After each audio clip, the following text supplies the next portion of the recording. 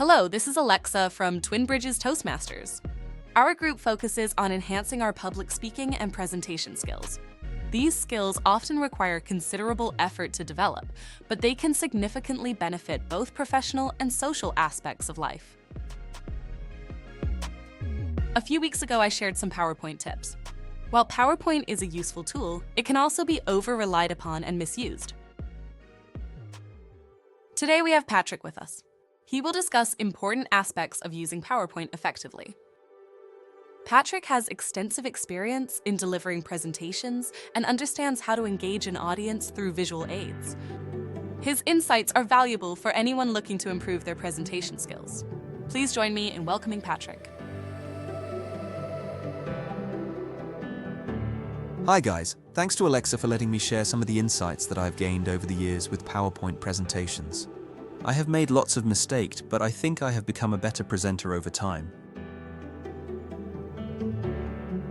So this is the second installment of how to create the best PowerPoint presentations.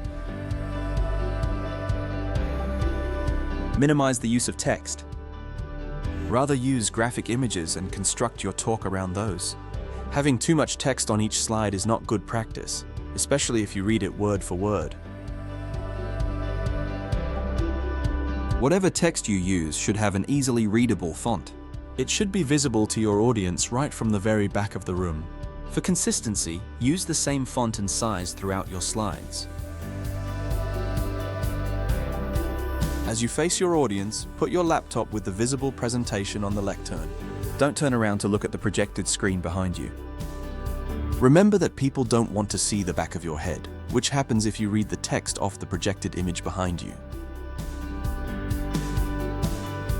Make eye contact with participants in the audience, speaking to that person for some seconds before moving on to the next one. This is better than scanning the audience.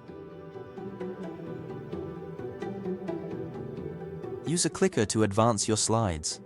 This allows you more freedom to move around the lectern. Clickers are very useful. Make sure you bring your own one and that you know how to use it.